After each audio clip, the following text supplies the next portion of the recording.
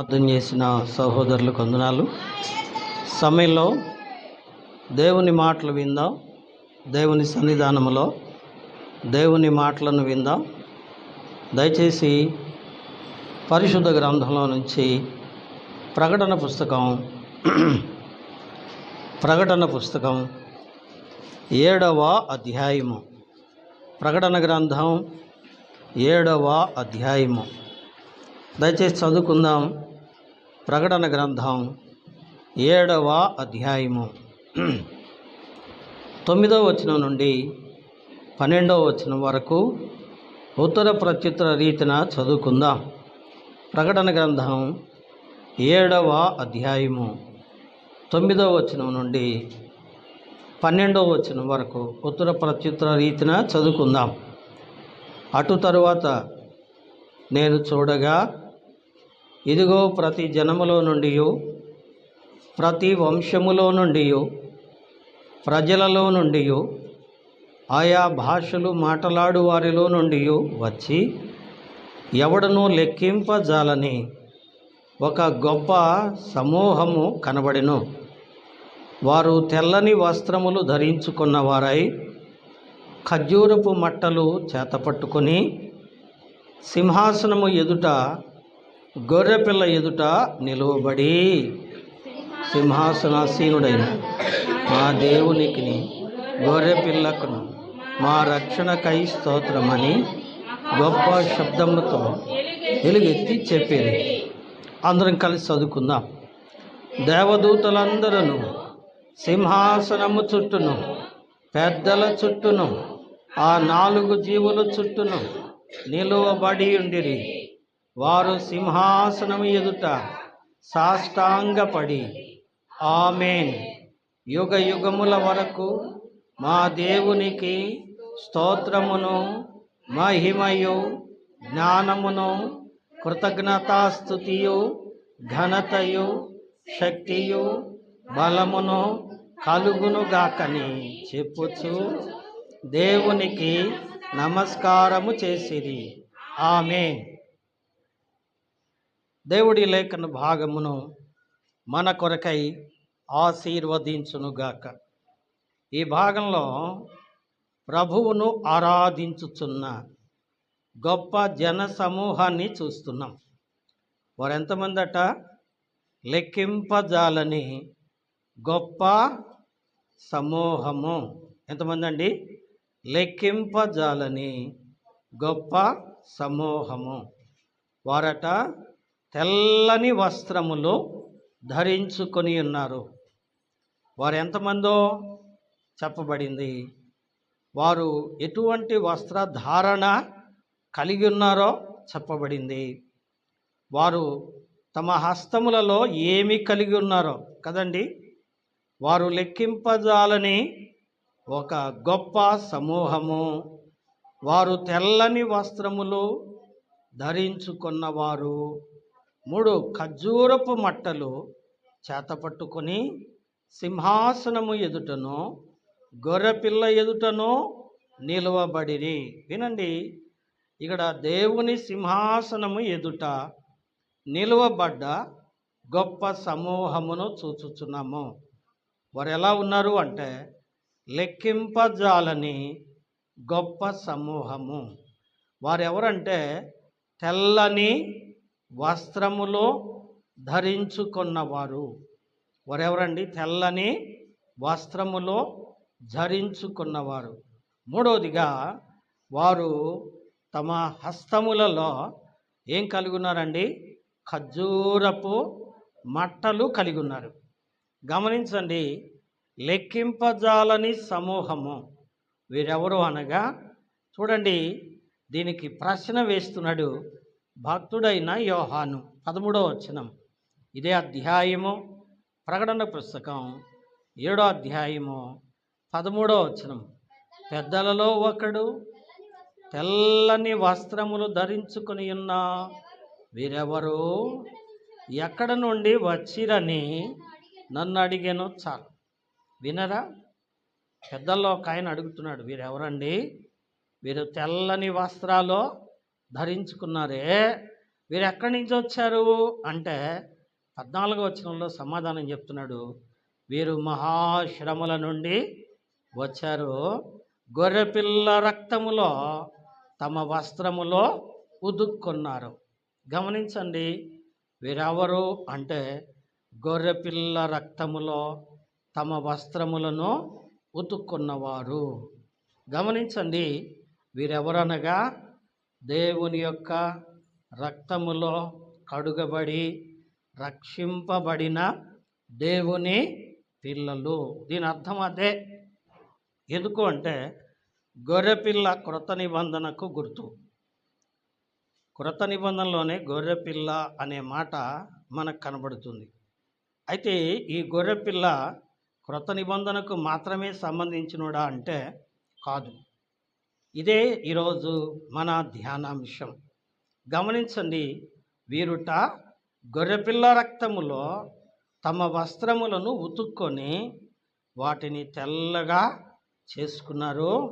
ఇంకా వీరు మహాశ్రమలలో శ్రమ అనుభవించి బాధ అనుభవించి పరలోక రాజ్యము చేరినవారు.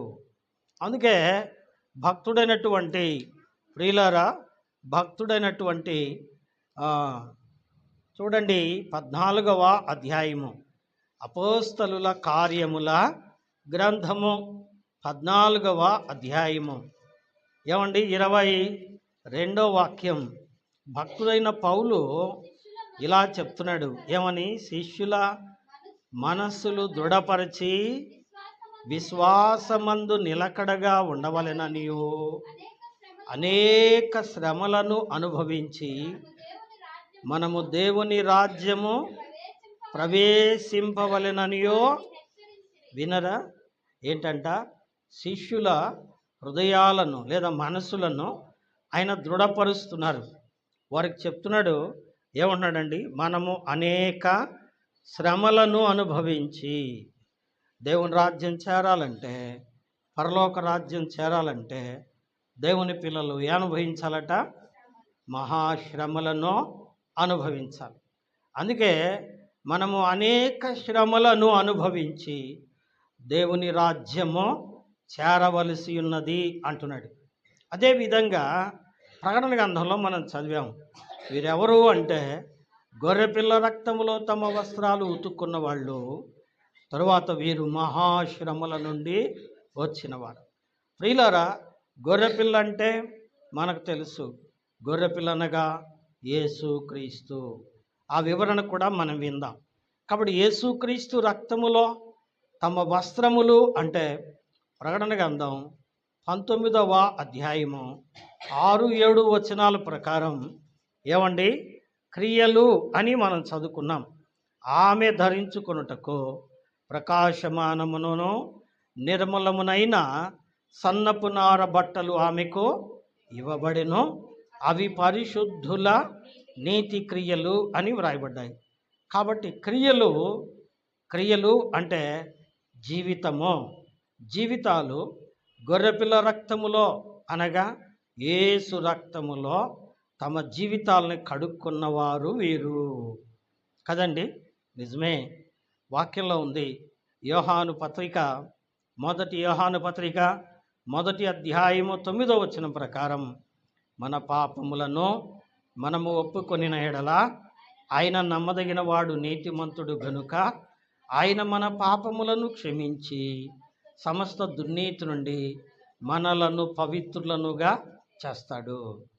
7వ వచనం, ఆయన కుమారుడైన యేసు రక్తము ప్రతి పాపము నుండి మనలను పవిత్రులనుగా చేయును. గమనించారా? కాబట్టి గొర్రెపిల్ల రక్తంలో కడుగుబడ్డారు అంటే ఏ భేదం లేదు. అందరూ పాపం చేసి దేవుడు అనుగ్రహించు మహిమను పొందలేకపోతున్నారని వాక్యం చెప్తుంది. జన్మతా జాయతే శూద్రః అనే వేదం ప్రకారం. కాబట్టి మానవుడు జన్మముతో 51వ కీర్తన 5వ వచనం ప్రకారం నేను పాపంలో పుట్టాను, పాపంలోనే నా తల్లి నన్ను గర్భం ధరించింది అని దావీదు అన్నట్టు మనుషుడు పాపిగా పుట్టి తన పాప జీవితాన్ని ఒప్పుకొని విడిచిపెట్టి గొర్రెపిల్ల అయిన క్రీస్తు రక్తములో తన జీవితాన్ని కడుక్కున్నప్పుడు పవిత్రుడవుతాడు. అలాగూ ప్రియులారా తమ జీవితాలను క్రీస్తు రక్తములో కడుక్కున్న వాళ్ళు వీళ్ళంతా ఎక్కడికి వెళ్ళారు? పరలోకము వెళ్ళారు. పరలోకంలో దేవుని సింహాసనం ఎదుట నిలబడ్డారు. నిలబడి ఆయన్ని ఆరాధిస్తున్నారు. వాళ్ళు ఎవరో మనం చూసాం కదండి. వాళ్ళు దేవుని సింహాసనం ఎదుట నిలవబడి ఇప్పుడు ఏమని ఆరాధిస్తున్నారు? ఈ పూట మన ధ్యానాంశం అదే. ఇప్పుడు ఏమని ఆరాధిస్తున్నారు చూడండి, 10వ వచనం. సింహాసనాసీనుడైన మా దేవునికిని గొర్రెపిల్లకును మా రక్షణకై స్తోత్రమని మహాశబ్దముతో ఎలుగెత్తి చెప్పిరి. వినరా? వారు ఆరాధిస్తున్న ఆరాధన అంశం, వారు ఆరాధిస్తున్న పదం కదండి. ఏమని ఆరాధిస్తున్నారు? ఒకటి సింహాసనాసీనుడైన దేవుడు. గమనించారా? ఎవట? సింహాసనాసీనుడైన దేవుడు. సింహాసనము అంటే ఏమండి? మరి దేవుడు కూర్చున్న స్థలము. రెండవది ఆయన ఆసీనుడై ఉన్నాడు. ఎక్కడ ఆసీనుడై ఉన్నాడు? సింహాసనములో ఆసీనుడై ఉన్నాడు. ఆ సింహాసనాసీనుడైన వాడు ఎవరట? దేవుడు. అర్థమైందండి? దేవుడు. అందుకే అంటున్నాడు సింహాసనాసీనుడైన మా దేవుడు. రెండవది ఏమంటున్నాడు? గొర్రెపిల్లకును, దేవునికిని గొర్రెపిల్లకును మా రక్షణకై స్తోత్రము. గమనించారా? మూడో మాట ఏమంటున్నాడంటే మా రక్షణ. ఒకటి దేవుడు. ఏ దేవుడైనా? సింహాసనాసీనుడైన దేవుడు. రెండవది గొర్రెపిల్ల. ఎవరిట? గొర్రెపిల్ల. మూడవది వారి ద్వారా మాకొచ్చిన రక్షణను బట్టి దేవునికి స్తోత్రము కలుగునుగాక అని చెప్తున్నాడు. దయచేసి గమనించండి. ఈ పూట మనం ధ్యానిస్తున్న మాటలు ఏంటంటే సింహాసనాసీనుడైన దేవుడు, గొర్రెపిల్ల వేరువేరుగా చెప్పినట్టుగా కనబడుతుంది. కానీ దేవుడు ఎవరో, గొర్రెపిల్ల ఎవరో, వారిద్దరూ వేరువేరా అని మనం ఆలోచన చేస్తే వేరు కాదు, ఆయన ఒక్కడే. ఎవరు చెప్పండి? ఒక్కడే. దేవుడు ఒక్కడే. దేవునికి నరునికి మధ్యవర్తియో ఒక్కడే. ఆయన క్రీస్తు యేసను నరుడు. దేవుడు ఒక్కడే. ఒక్క దేవుడే ఏమండి? త్రిత్వమై ఉన్నాడు. అంటే ఆయన క్రియలు త్రిత్వము. ఒకటి కనిపించని దేవుడు, కనిపించే దేవుడు, ఆత్మస్వరూపి అయిన దేవుడు. ఎందుకంటే అసలు దేవుని చూచి ఎవడో బ్రతుకలేడు కదండి. అందుకే మోషే అడిగాడు, దేవా నేను నిన్ను చూడాలి అన్నాడు. ఏమండి? నిర్గమకాండం 33:20 నుంచి మీ తర్వాత చదువుకోండి. దేవుణ్ణి అడిగాడు, నేను నిన్ను చూస్తాను ప్రభువా అన్నాడు. మోషే, ఏ నరుడు నన్ను చూచి బ్రతుకలేడయ్యా అన్నాడు. అలాగైతే నీవు నన్ను చూడాలంటే కేవలం నా వెనక పార్ట్ లేదా వెనక పార్శ్వము మాత్రమో చూస్తావయ్యా అన్నాడు. వెనక పార్శ్వం మాత్రమే చూశాడు. ఎలా చూపించాడు? నా సమీపమున ఒక బండ ఉంది, ఆ బండ సందులో నేను నిన్ను దాచిపెడతాను, నేను సాగి వెళుతూ ఉండగా నా వెనక వైపు మాత్రము నీవు చూస్తావు అన్నాడు. ఆ వెనక వైపు మాత్రము చూచిన మోషే ముఖాన్ని మనుషులు చూడలేకపోయారు. ఎందుకంటే ఆ దేవుని ప్రకాశము అటువంటిది. అందుకే భక్త పౌలు తీతు పత్రికలో అన్నాడు, సమీపించరాని మహా గొప్ప తేజస్సులో తానే వసించుచున్న దేవుడు అన్నాడు. కాబట్టి ఆ మహత్తు కలిగిన దేవుడు. రెండవది కనిపించే దేవుడుగా ఏమండి? మానవ స్వరూపిగా ఈ లోకానికి వచ్చాడు. ఆయనే కుమారుడు. ఏమండి? ఆయనే కుమారుడు. మూడవది మనలో ఉండి, నిత్యము మనలో ఉండి కదండి. అందుకే 1 కొరింథీ 3వ అధ్యాయము ఏమండి 16వ వచనంలో మనం చదువుతాం. ఏమని? మీరు దేవుని ఆలయమై ఉన్నారనియు దేవుడు ఆత్మ మీలో నివసిస్తున్నాడనియు మీరు ఎరుగరా అంటాడు. కాబట్టి దేవుడు ఆత్మస్వరూపిగా మనలో నివసిస్తున్నాడు. కాబట్టి ఆ లోపల నివసించే ఆయన ఆత్మ. ఏమండి? ఆ మహత్యము కలిగిన దేవుడు, సమీపించడానికి తేజస్సు కలిగిన దేవుడు మనిషిగా ఈ లోకానికి వచ్చాడు. మూడవది, ఆత్మగా మనలో నివసిస్తున్నాడు కదండి. కాబట్టి అతి దేవుడు ఇక్కడ రెండవదిగా ఉన్నాడు, గొర్రెపిల్ల. వారి ఆరాధనలో ఒకటి సింహాసనమందు ఆసీనుడైన దేవుడు, రెండు గొర్రెపిల్ల. వారి ద్వారా మాకు వచ్చిన రక్షణకై వారు స్తోత్రము అని చెప్తున్నారు. రక్షణ వచ్చింది. ఎలా వచ్చింది? ఈ గొర్రెపిల్ల ఎవరు కదండి. ఈ గొర్రెపిల్ల ఎవరు అంటే, ప్రియులరా, ఈ మాటల గురించి మనం జ్ఞాపకం చేసుకుందాం. మొట్టమొదటిగా ఈ గొర్రెపిల్ల ఎవరు అంటే యోహాను చెప్తున్నాడు. చూడండి, యోహాను చెప్తున్నాడు. యోహాను రాసిన సువార్త 1వ అధ్యాయము 36వ వచనం విందాం. యోహాను రాసిన సువార్త 1వ అధ్యాయము 36వ వచనాన్ని మనం విందాం. చదవండి. 36వ వచనం, 36వ వచనం. ఇదిగో దేవుని గొర్రెపిల్ల అని ఉంటుంది అక్కడ. ఏమండి? దేవుని గొర్రెపిల్ల అని ఉంటుంది. చాలేమ్మా, వినండి. అక్కడ ఏముందండి? ఇదిగో దేవుని గొర్రెపిల్ల. వినండి, ఈ గొర్రెపిల్ల ఎవరిదట? దేవుంది. ఈ గొర్రెపిల్ల ఎవరిదట? దేవుంది. అంటే దేవుని గొర్రెపిల్ల. రెండవది, ఈ గొర్రెపిల్ల ఎందుకు వచ్చింది ఈ లోకానికి అంటే 29వ వచనంలో చెప్తున్నాడు. యోహానే తన శిష్యులకు యేసును చూపిస్తూ ఏమన్నా అండి, ఇదిగో లోక పాపములు మోసుకొని పోవు దేవుని గొర్రెపిల్ల. పాపములు మోసుకొని పోవు దేవుని గొర్రెపిల్ల. ఈ గొర్రెపిల్ల ఎవరంటే దేవుని గొర్రెపిల్ల. ఈ గొర్రెపిల్ల ఎందుకు వచ్చాడు అంటే లోక పాపములు మోసుకొని పోవడానికి వచ్చాడు. వచ్చి ఆయన ఏం చేశాడు చెప్పండి. రండి, ప్రకటన గ్రంథం 5వ అధ్యాయము, ప్రకటన పుస్తకం 5వ అధ్యాయము, ప్రకటన పుస్తకం అండి 5వ అధ్యాయము 6వ వాక్యం విందాం. మరియు సింహాసనమునకును ఆ 4 జీవులకును మధ్యను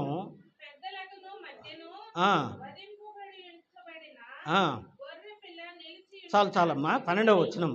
వారు వధింపబడిన గొర్రెపిల్ల శక్తియు ఐశ్వర్యమును జ్ఞానమును బలమును ఘనత మహిమ స్తోత్రమును పొందనరుడని గొప్ప స్వరముతో చెప్పుచుంటిరి. ఎవరట? వధింపబడిన గొర్రెపిల్ల. 3 మాటలు గుర్తుపెట్టుకోండి. దేవుని గొర్రెపిల్ల, లోక పాపములు మోసుకొని పోవడానికి వచ్చిన గొర్రెపిల్ల. మూడవది ఏంటి చెప్పండి?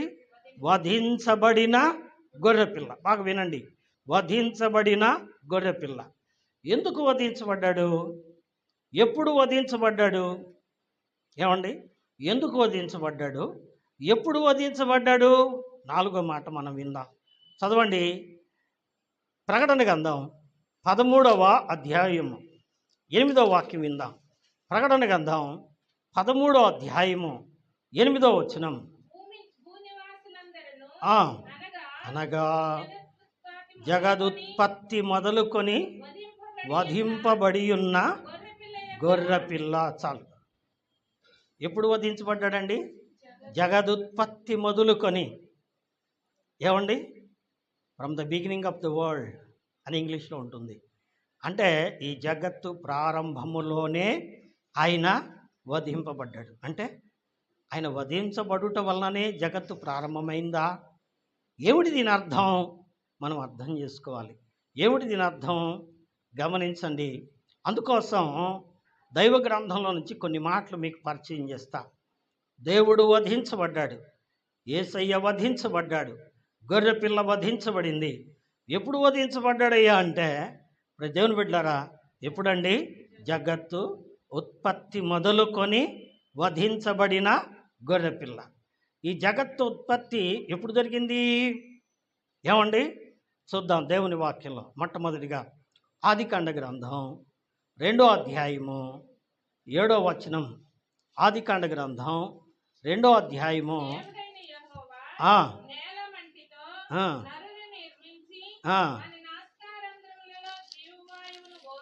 8వ వచనం చదవమ్మా.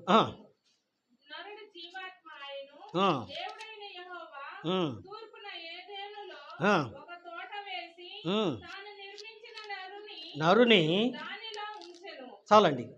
దేవుడు ఏం చేసాడట? నేల మట్టితో నరుని చేశాడట. నరుని చేసి ఆ నరుడు నివసించడానికి ఏదేను అంటే ఇంగ్లీష్లో ఏమండి అంటే ద ప్యారడైజ్ అంటారు. ఏమండి? ప్యారడైజ్. దీన్నే ఏమంటారంటే స్వర్గము అంటారు. పరలోకం కాదు, ఇది స్వర్గము అంటారు. స్వర్గము, దీన్నే స్వర్గము అంటారు. అందుకనే అబ్రహాము రొమ్ము అనేది ఒకటి ఉంది.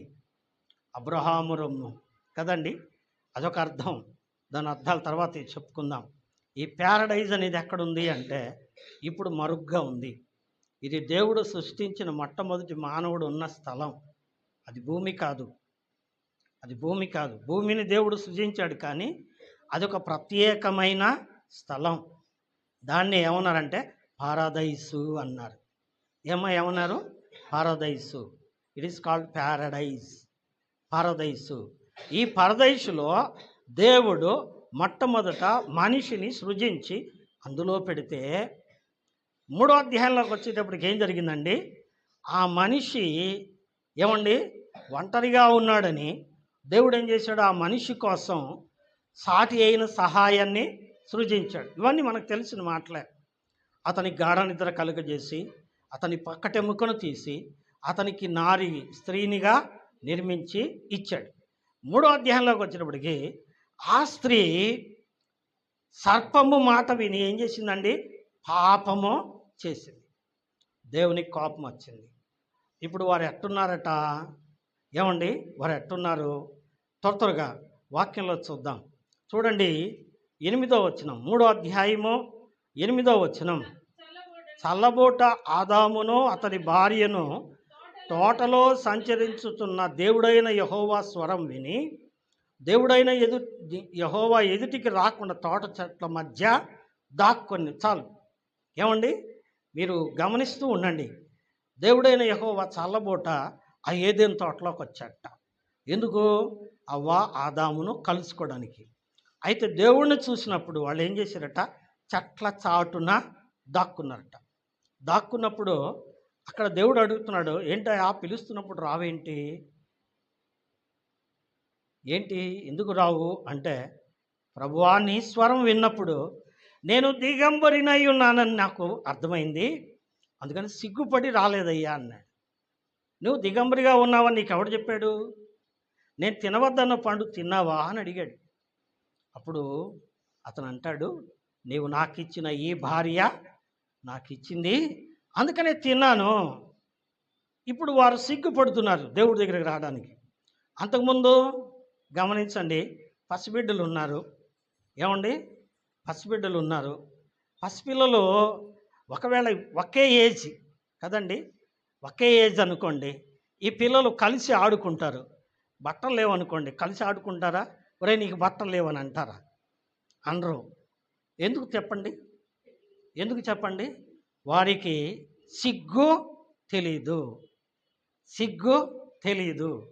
సిగ్గు తెలియకపోవటం అనేది ఈ లోక సంబంధమైన జ్ఞానము లేని స్థితి. ఈ శరీర సంబంధమైన జ్ఞానం కలిగినప్పుడు దిగంబరిగా ఉన్నావా, సిగ్గుతో ఉన్నావా, లజ్జతో ఉన్నావా, ఇటువంటి ఫీలింగ్స్ అనేవి వస్తాయి. కానీ పసిబిడ్డలు దైవస్వరూపులు అంటారు. కాబట్టి అంటే ఆ పవిత్రమైనటువంటి ఆ మహిమ శరీరం కలిగిన వారికి సిగ్గు లేదు, అవమానము లేదు, అందులో దిగంబరత్వం అంతకంటే లేదు. ఎందుకంటే వారు మహిమ శరీరాన్ని కలిగి ఉన్నారు. ఎప్పుడైతే వారు ఆ పండు తిన్నారో మహిమత్వాన్ని కోల్పోయారు కనుక వారికి ఏమొచ్చింది చెప్పండి? సిగ్గు వచ్చింది. పసిపిల్లల మనస్తత్వం కాస్త ఎలా అయిపోయింది? పాపపు మనస్తత్వము వచ్చేసింది. నిజమే. ఒక స్టేజ్ వచ్చేదాకా బిలో 10th క్లాస్ వరకు పిల్లలు చూడండి, ఎంత ఏజ్ వచ్చినా కానీ ఎంత బాగా కలుపుగోలుతనంగా ఆడుకుంటారో. కదండి. వాళ్ళకేం తెలియదు? పాపమో తెలియదు, సిగ్గో తెలియదు, అవమానమో తెలియదు, వేరే విధమైన శరీరేచ్ఛలు వారికి ఉండవు. ఎందుకంటే చిన్న బిడ్డలు కదా, కదండి. ఏజ్ పెరిగే కొంది వాటి యొక్క లక్షణాలు తెలిసి పాపపు స్థితి వారికి తెలుస్తుంది. కాబట్టి వారు ఎప్పుడైతే దేవుని మాట వినకుండా పండు తిన్నారో వారికి ఏమొచ్చిందండి? సిగ్గొచ్చింది, అవమానం వచ్చింది. తద్వారా వారు ఏమైపోయారండి? దేవుని ఎదుటికి రావటానికి భయపడ్డారు. ఏం చేశారు? దేవుని ఎదుటికి రావటానికి భయపడ్డారు. ఇప్పుడు వారిని అలా వదిలేయాలా? కోపం వచ్చింది యేసయ్యకు. దేవునికి ఏమొచ్చిందండి? కోపం వచ్చింది. ఎందుకంటే నేను చెప్పాను, ఆ మధ్యలో ఉన్న తోట మధ్యలో ఉన్న పండు తినొద్దని చెప్పాను, కానీ వీళ్ళు తిన్నారు, పాపం చేశారు. కాబట్టి వీళ్ళ మీద నాకు కోపం ఉంది అనుకున్న దేవుడు ఆ కోపంతో వాళ్ళని వదిలేయలా. ఏమండి, మనమైతే ఏం చేస్తాం? ఈ కోపాన్ని పెంచుకుంటాం. కానీ దేవుని ప్రేమ అటువంటిది కాదు. అందుకని ఆయన ఏం చేశాడంటే, రండి ఆదికాండ గ్రంథం 3వ అధ్యాయము 21వ వచనం విందాం. ఆదికాండ గ్రంథం 3వ అధ్యాయం 21వ వచనం. దేవుడైన యెహోవా ఆదామునకును అతని భార్యకును చర్మపు చొక్కాయిలను చేయించి వారికి తొడిగించెను. విన్నరా? వాళ్ళకు ఉన్నటువంటి ప్రాబ్లం ఏంటి? మేము దిగంబరులుగా ఉన్నాం, మాకు నీ ఎద్దుకు రావడానికి సిగ్గుగా ఉంది అన్నారు. కాబట్టి ఆ సిగ్గు కప్పడానికి ఆయన ఏం చేశాడట? చెప్పండి, ఏం చేశాడు? చర్మపు చొక్కాయిలో తొడిగించాడు. ఏ చర్మం అది? ఏమండి, ఏ చర్మం? ఇప్పుడు డ్రమ్ ఉంది. ఇప్పుడు మన డ్రమ్ముకి పేపర్లేండి. అంతకుముందు డ్రమ్ములకు కానీ, తబలాలకు కానీ, డోలక్కులకు కానీ ఏం చేసేవాళ్ళు చెప్పండి? చర్మాలు సెట్ చేసేవారు. చర్మాలతో డోలక్కులు తయారు చేస్తారు, చర్మాలతో డ్రమ్ములు తయారు చేస్తారు. ఏ చర్మం అది? ఏదో ఒక జంతువు చర్మం. ఏమై? కాబట్టి ఏదో ఒక జంతువు అంటే ఏదో ఒక జంతువు చనిపోతే తప్ప దాని చర్మము రాదు. అర్థమైందండి? ఏదో ఒక జంతువు చనిపోతే తప్ప. అనగా ఇక్కడ అర్థం ఏంటంటే అక్కడ ఒక వధ జరిగింది. ఏం జరిగింది? అక్కడ ఒక బలి జరిగింది. ఆ బలి జరిగింది కాబట్టి ఆ బలి పశువు యొక్క చర్మము వారికి చొక్కాయిలుగా ఏర్పడింది. వారి సిగ్గు కప్పుకోవడానికి వారికి చొక్కాయిలుగా ఏర్పడింది. లేకపోతే చర్మం ఎక్కడి నుంచి వస్తుంది చెప్పండి? ఏమండి, చర్మం కావాలంటే ఒక జంతువు, ఒక మనిషో చనిపోవాలి. ఒక్కడే మనిషి, ఒక మగాడు, ఒక ఆడది. వాళ్ళని చంపలేడుగా దేవుడు. అందుకని ఏం చేశాడంటే వారి సిగ్గు కప్పడానికి ఒక గొర్రె పిల్లను వధించాడు. ఆ గొర్రె పిల్ల ఎవరట? మనం ప్రకటన గ్రంథం 13వ అధ్యాయం 8వ వచనంలో చదువుకున్నాం. ఏమనండి? జగదుత్పత్తి మొదలుకొని వధించబడిన గొర్రె పిల్ల. నిజమే ప్రియులారా, ఆ రోజున ఆజ్ఞ అతిక్రమించి పాపం చేసి, చేయవద్దన్న తప్పు చేసి పాపంలో పడిపోయిన ఆదాము అవ్వల యొక్క పాపాన్ని, సిగ్గును కప్పడానికి దేవుడు వారి కోసం చర్మపు చొక్కాయిలను తయారు చేయించాడు. ఆ చర్మపు చొక్కాయిలు ఎక్కడి నుంచి వచ్చినాయి అంటే ఏమండి, ఒక గొర్రె పిల్ల చనిపోయింది. ఆ గొర్రె పిల్ల పేరేం పేరండి? ఏమండి, పేరేమో ఇక్కడ వ్రాయబడ్డ. కాబట్టి అందుకే జగదుత్పత్తి మొదలుకొని వధించబడిన గొర్రె పిల్ల. Praise the Lord. ఇక రెండవదిగా దయతో గమనించండి. రెండవదిగా రండి ఆదికాండ గ్రంథం 22వ అధ్యాయము. ఆదికాండ గ్రంథం 22వ అధ్యాయము. 22వ అధ్యాయంలో ఒక పొట్టేలు వధించబడింది కదండి. ఒక పొట్టేలు వధించబడింది. 13వ వచనం. అప్పుడు అబ్రాము కన్నులెత్తి చూడగా పొదలో కొమ్ములు తగిలుకొని ఉన్న ఒక పొట్టేలు వెనుక తట్టున కనబడెను. అబ్రహాము వెళ్ళి ఆ పొట్టేలును పట్టుకొని తన కుమారునికి మారుగా పెట్టి దహన బలిగా అర్పించను. విన్నదా? తన కుమారునికి మారుగా, ఇన్స్టెడ్ ఆఫ్ హిస్ సన్. అర్థమైందండి? Instead of his son, for the sake of his son. వాస్తవానికైతే దేవుడు ఏం కోరుకున్నాడండి? ఏం అడిగాడు? మీరు 22వ అధ్యాయం మొదటి భాగం మీరు చదవండి. దేవుడు అడిగాడు, అబ్రహమా, నేను చూపించు మోరియా కొండ మీద ఏం చేయమన్నాడు? నీ ఒక్కగానొక్క కుమారుణ్ణి నీవు ప్రేమించి ఇస్సాకును నాకు దహన బలిగా సమర్పించు అన్నాడు. సరే ప్రభువా, నీ చిత్తమే నాయనా అని వచ్చాడు. ఇప్పుడు అక్కడికి వచ్చిన తర్వాత దేవుడు అంటున్నాడు, వద్దు వద్దు, నీ కుమారుణ్ణి చంపొద్దు. మరి ఏం చేయాలి ప్రభువా? అదిగో పొట్టేలు. ఎవరు తెచ్చిపెట్టారు అక్కడ?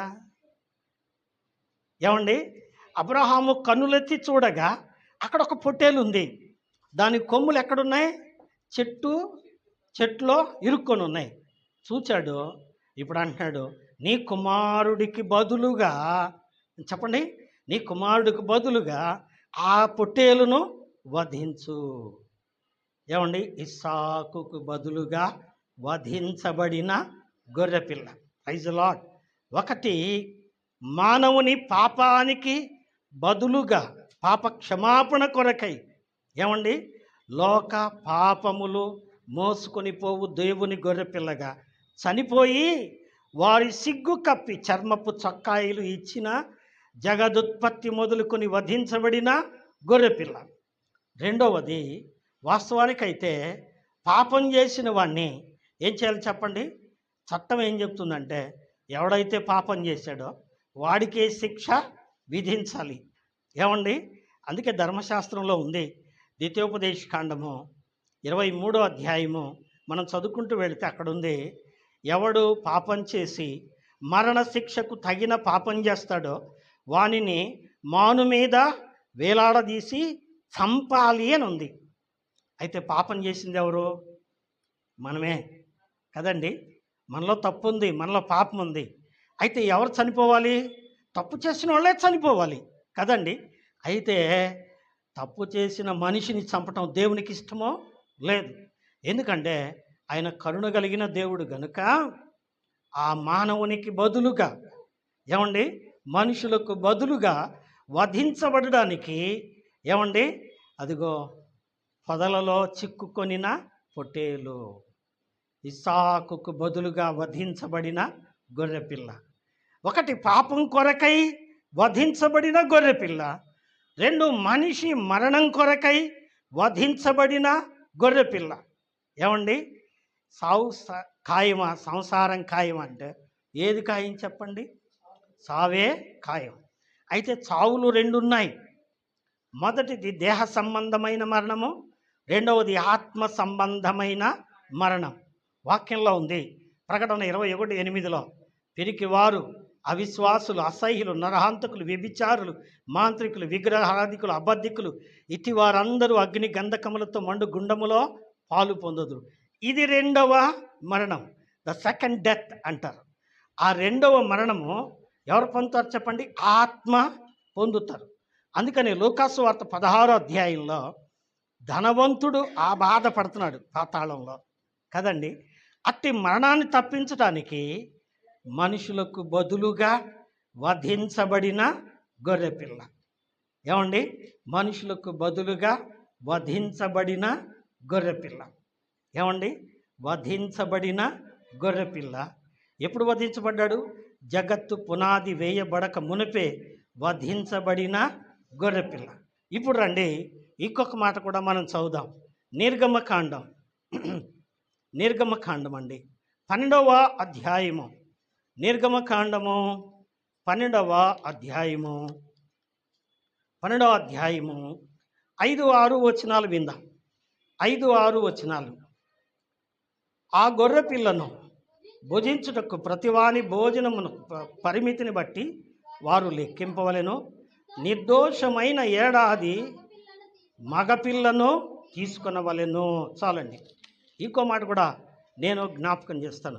ఇంకో మాట ఇక్కడ అంటాడు 21వ వచనం, మీరు మీ కుటుంబముల చొప్పున మందలో నుండి పిల్లలను తీసుకొని పస్కా పశువును వధించుడి. ఈ మాట మీకు అర్థం కావాలి అంటే మనుషులు అంటే ఇశ్రాయేలీలు ఐగుప్తు బానిసత్వంలో ఉన్నారు. ఐగుప్తు బానిసత్వంలో ఉన్నారు. యేసయ్య వాక్యంలో చెప్పారు, యోహాను సువార్త 8వ అధ్యాయంలో, పాపం చేయు ప్రతివాడు పాపమునకు దాసుడు. ఇక్కడ పాపమునకు దాసుడు గనక ఆ పాప దాసత్వాన్ని విడిపించడానికి, అంటే ఐగుప్తు నుండి విడిపించడానికి దేవుడు ఒక ప్రణాళిక ఏర్పాటు చేశాడు. ఏమని ప్రణాళిక ఏర్పాటు చేశాడంటే, మీరు ఒక గొర్రెపిల్లను తీసుకోండి.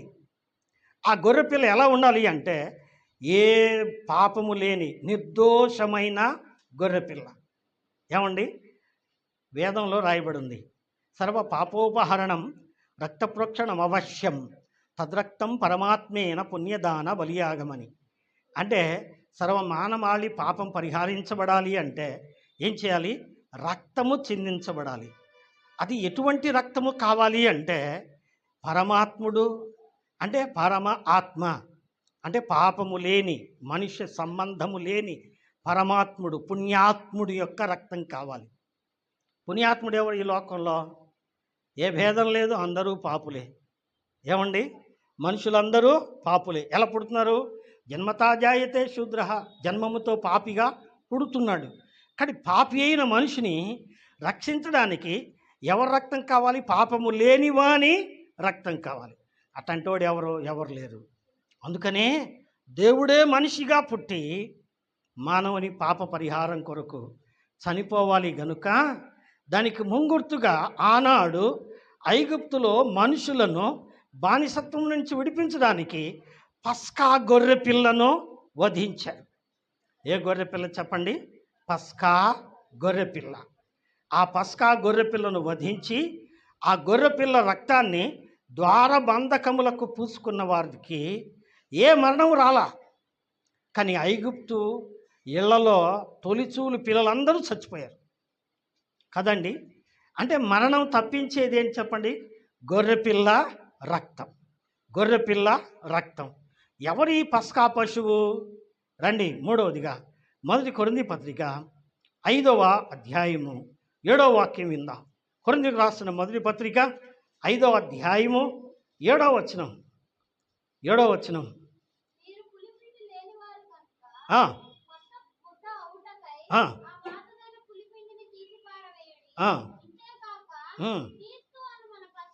క్రీస్తును మన పస్కా పశువు. చాలండి. ఎవరట ఆ పస్కా పశువు? ఆ గొర్రెపిల్ల ఎవరండి? క్రీస్తు. ఆనాడు ఐగుప్తులో ఇశ్రాయేలీలను విడిపించడానికి వధించబడ్డాడు. ఈనాడు మనందరి కోసం, మానవాళి కోసం, సర్వ మానవాళి కోసం, సర్వలోక పాప పరిహారం కోసం వధించబడిన గొర్రెపిల్ల. వినరా? ఆయనే పస్కా పశువైన గొర్రెపిల్ల క్రీస్తు. ఎవరు చెప్పండి? క్రీస్తు. ఆ క్రీస్తే గొర్రెపిల్ల. ఈ గొర్రెపిల్ల ఎక్కడున్నాడు చెప్పండి? వధించబడిన గొర్రెపిల్ల. ఈ గొర్రెపిల్ల ఎక్కడున్నాడు చెప్పండి? ఏమండి? సర్వాధికారి అయిన గొర్రెపిల్ల. చదవండి, ప్రకటన గ్రంథం 21వ అధ్యాయము. ప్రకటన గ్రంథం 21వ అధ్యాయము 4వ వాక్యం విందాం. ప్రకటన గ్రంథం 21. అమ్మ చదువు.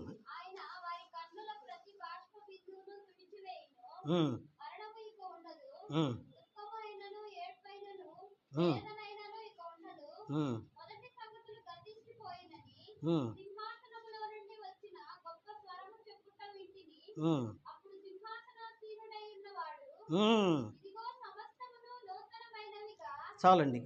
సింహాసనాసీనుడైన ఎవరు చెప్పండి?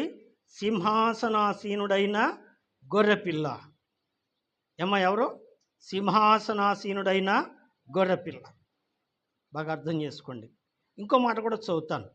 ఇంకో మాట 22వ వచనం, 21వ అధ్యాయం 22వ వచనం. దానిలో ఏ దేవాలయమును నాకు కనబడలేదు, సర్వాధికారి అయిన దేవుడుకు ప్రభువును గొర్రెపిల్ల. ఎవరటండి? సర్వాధికారి అయిన దేవుడును ప్రభు అయిన గొర్రెపిల్ల. ఇంకా చదువుకుంటూ పోదాం. 22వ అధ్యాయం 1వ వచనం. ఏమండి? దేవుని యొక్కయు గొర్రెపిల్ల యొక్కయు సింహాసనం. ఏమండి? ఈ గొర్రెపిల్లకి ఏముందండి? సింహాసనం ఉంది. ఏమండి, ఈ గొర్రెపిల్ల ఎవరట? సర్వాధికారి. ఏమ్మా, ఎవరు చెప్పండి? సర్వాధికారి. బాగా అర్థం చేసుకోండి. గొర్రెపిల్ల అంటే సామాన్యం కాదు. గొర్రెపిల్ల అంటే యేసు ప్రభువారు. యేసు ప్రభువారే సర్వాధికారి అయిన దేవుడు. త్వరగా చెప్తాను.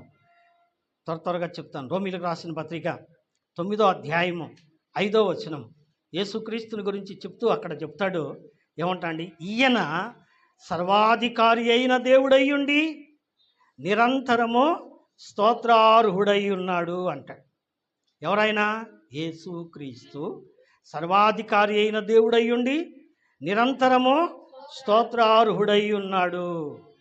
అంతేకాదండి, ప్రకటన గ్రంథం 4వ అధ్యాయము 8వ వచనంలో కెరూబులు శరాపులు ఏమంటున్నారు అంటే, ప్రియులరా, సర్వాధికారియు దేవుడునగు ప్రభువు పరిశుద్ధుడు పరిశుద్ధుడు పరిశుద్ధుడు అని ప్రతిగానాలు చేస్తున్నాయి. గమనించండి, యేసుక్రీస్తు గొర్రెపిల్ల, దేవుడు, సింహాసనాసీనుడైన దేవుడు వధించబడిన గొర్రెపిల్ల. ఎప్పుడు వధించబడ్డాడు? జగదు పునాది వేయబడక మునిపే. ఎందుకు? మానవాళి పాప పరిహారం కోసం. రెండవది మానవుని మరణము నుండి తప్పించటం కోసం. మూడవది మానవుని పాప బంధము నుండి విడిపించటం కోసం ఆయన మరణించి ఏం చేశాడండి? మరణమును జయించి పరలోకంలో తండ్రితో కూడా సింహాసనమందు కూర్చున్నాడు. అర్థమైందండి? ఇప్పుడు సన్నివేశం మీకు అర్థం కావాలి. ఆయన మానవ స్వరూపి ఈ లోకానికి వచ్చి, గొర్రెపిల్ల అంటే జంతువుల్లోకెల్లా అరవంది ఏదంటే గొర్రెపిల్లే. ఏమండి, కాపరి కొట్టిన అది అరవదు అంటది, కానీ అరవదు అది కదండి, అరవదు. ఎందుకు అంటే దాని స్వభావం, అది గొర్రె స్వభావము. నా యేసయ్య స్వభావము. ఆయన ఏం చేస్తున్నారు? ఏమండి, నువ్వు దేవుడువా ఫు అని ముఖాన ఉమ్మేస్తున్నారు. నువ్వు రక్షకుడివా ఫు అని ముఖాన ఉమ్మేస్తున్నారు. అబ్బో నువ్వు దేవుడు అంటనే అన్నారు, ఫు అని ముఖాన ఉమ్మేస్తున్నారు. ఎంతమంది ఉమ్మేసినా ఆయన తల దించుకొని ఉన్నాడు, కానీ నోరెత్తి మాట్లాడలేదు. అంతేకాదు, నువ్వు దేవుడు అని చెప్తున్నావు, దొంగ అని చెప్పినని ఆయన్ని ముఖాన కొట్టారు, కర్రలతో కొట్టారు, చెప్పులతో కొట్టారు.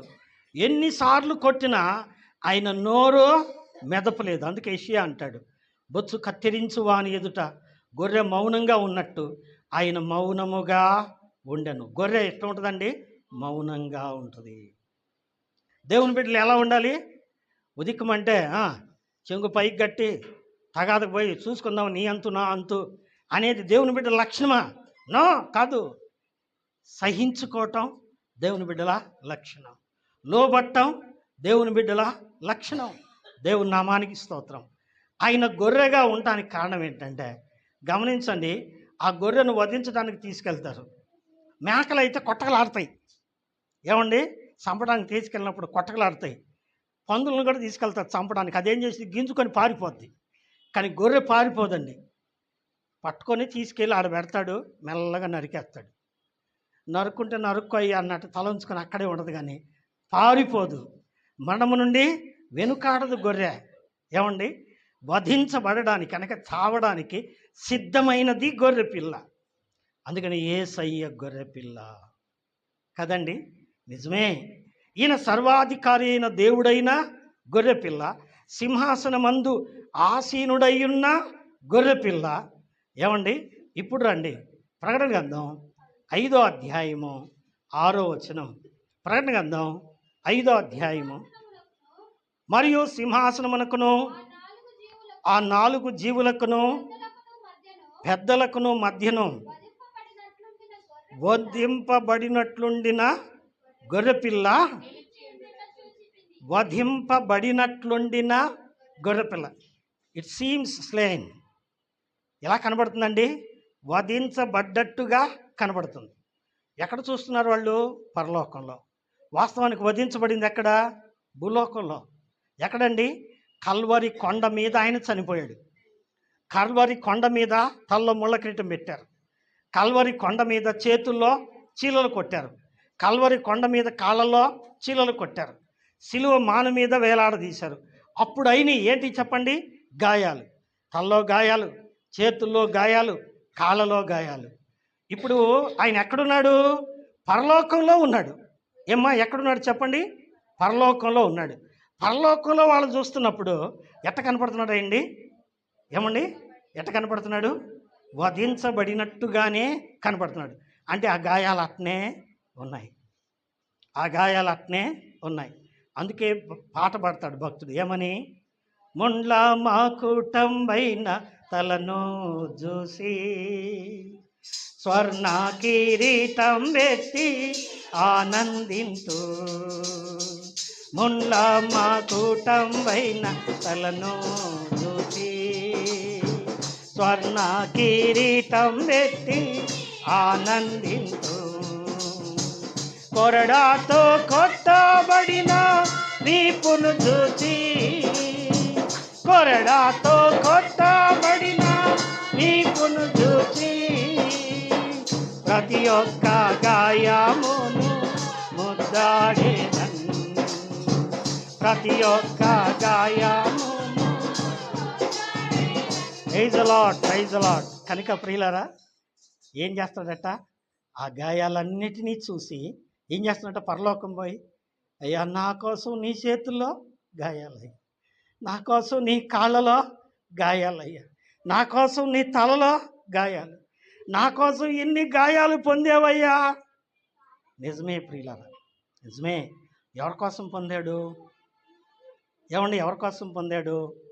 ఎఫెసీ పత్రిక 5:27 చదవక్కర్లు, మీ తర్వాత చదువుకోండి. ఏమండి ఆయనట ఎవరు? యేసు ప్రభువారు తన భార్య ఏమండి ఎట్లా ఉండాలట? అది కళంకమైనను, ముడతైనను, మచ్చైనను, డాగైనను, అటుది మరి ఏదైనాను ఉండకూడదని దాని కొరకు తన్ను తాను, అంటే భర్త భార్య కోసం ఏం చేస్తున్నాడు? కొట్టబడుతున్నాడు. అంటే ఎవరు కొడుతున్నారు? భార్య కొడుతుందా? కొట్టే భార్యలు ఉన్నారా? లేకపోలేదు కదా. నిజమే ప్రియులరా. కానీ యేసయ్యను గాయపరిచింది ఎవరు? మనుషులే. ఎందుకంటే మనుషులను ఆయన ప్రేమించాడు, ఆ మనుషులే కొడుతున్నారు ఆయన్ని. అందుకని వారిని బాగు చేయడానికి ఆయన కొట్టించుకున్నాడు, వధింపజేసుకున్నాడు. వధింపజేసుకొని తన భార్యగా చేసుకున్నాడు. తాను గాయపరుచుకొని తన భార్యను రక్షించుకున్నాడు ఆయన. ఏమండి పెళ్లి కుమార్తెను రక్షించుకున్నాడు, రక్షించుకున్నాడు. అందుకే ఆయన ఎవరు చెప్పండి? సింహాసనాసీనుడైన మా దేవుడు గొర్రెపిల్ల మా రక్షణకై స్తోత్రం. ఎవరంట ఆయన? ఎంతమంది ఆయన? ఒక్కడే. సింహాసనాసీనుడైన దేవుడు ఆయన ఎవరంటే గొర్రెపిల్ల, వధించబడిన గొర్రెపిల్ల. ఆయన వధించబడి ఏం తెచ్చాడండి? రక్షణ తెచ్చాడు. ఆయన వధించబడకపోతే మనకు రక్షణ లేదు. ఎందుకంటే పాపం వలన వచ్చు జీతము మరణం, అది అగ్ని గంధకాలతో మండే గుండం, అక్కడ అగ్ని ఆరదో పురుగు చావదు. కానీ మనిషి పాపం వలన వధించబడి నరకానికి పోవలసి ఉండగా నరకాన్ని తప్పించడానికి ఆయన ఏం చేశాడండి? తానే గాయపరుచుకున్నాడు. వధించబడి మానవులను రక్షించిన రక్షకుడైన గొర్రెపిల్ల. ఆ గొర్రెపిల్ల రక్తములో వాళ్ళు తమ వస్త్రాన్ని ఉతుక్కొని ఏం చేశారండి? తెల్లగా. తెలుపు పరిశుద్ధతకు గుర్తు. ప్రభువు నమ్మిన వాళ్ళు ఎవరు చెప్పండి? పరిశుద్ధులు. ఎట్టొచ్చిందయ్యా పరిశుద్ధత? అబద్ధాలు ఆడలేదా? చెడు చూపులు చూడలేదా? దొంగతనాలు చేయలేదా? నీ బతుకేందో మాకు తెలుసులే. నిజమేనయ్యా, ఒకప్పుడు నా బ్రతుకు పాపమే. ఇప్పుడైతే యేసుక్రీస్తు నమ్ముకొని ఆయన రక్తంలో నా పాపాలు ఒప్పుకున్నాను, విడిచిపెట్టేశాను. ఇక నాలో పాపము లేదు, నేను పరిశుద్ధుడను. నా బ్రతుకు ఎలా అయిపోయింది? తెల్లగా అయిపోయింది. ఎందుకని? నా కోసం సిలువలో యేసయ్య చనిపోయాడు గనక ఆయన రక్తములో నా బ్రతుకు మారిపోయింది. కనుక ఆ తెల్లని వస్త్రం ఇచ్చిన ప్రభువును ఎవరైనా సింహాసనాసీనుడైన దేవుడు నా కొరకై వధించబడిన గొర్రెపిల్ల ఆయన ఇచ్చిన రక్షణను బట్టి ఏం చేస్తున్నాడు? స్తోత్రము చెల్లిస్తున్నాను. ఏమండి? స్తోత్రము చెల్లిస్తున్నాను. నిజమే ప్రియులారా, ఆ గొర్రె పిల్ల మనకు దీపము. ఉన్నాయి, చాలా విషయాలు ఉన్నాయి చెప్పాల్సినవి. సమయం ఉంటే తర్వాత చెప్పుకుందాం. ఆ గొర్రెపిల్ల దీపము, ఆ గొర్రెపిల్ల దేవాలయము, ఆ గొర్రెపిల్ల రక్తము, ఆ గొర్రెపిల్ల స్వాస్థ్యము, ఆ గొర్రెపిల్ల జీవ గ్రంథము. ఏమండి? ఆ గొర్రెపిల్ల అపోస్తలులు. ఆ గొర్రెపిల్లకి ఎంతమంది ఉన్నారండి? 12 అపోస్తలులు ఉన్నారు. నిజమే ప్రియుల. ఇలా చెప్పుకుంటే చాలా పోతాయి. ఆ గొర్రెపిల్ల అయిన క్రీస్తును వారు ఏం చేస్తున్నారండి? స్తోత్రము చెల్లిస్తున్నారు. The praise God. ఏమండి? Who sit on the throne and also lamb of, ఏమండి? Lamb of God. గొర్రెపిల్ల అయిన దేవుణ్ణి వారు స్తుతిస్తున్నారు. నిజమే. ఈ పూట వాక్యం వింటున్నా నీవు నిజంగా రక్షించబడితే, నీ పాపంలో ఒప్పుకొని విడిచిపెడితే, ఆ గొర్రెపిల్లైన క్రీస్తును స్తుతించు, ఆయన్ని ఆరాధించు. ఆయన నీ కొరకు త్యాగము చేశాడు, గుర్తుపెట్టుకో. ఆ త్యాగాన్ని బట్టి నీవు ఆయన్ని ఆరాధించు, ఆయన్ని స్తుతించు. అతి కృప వాక్యం విన్న మనకందరికీ ప్రభు అనుగ్రహించును గాక. దేవుడు తన మాటలను ఆశీర్వదించును గాక. ఆమేన్, ఆమేన్.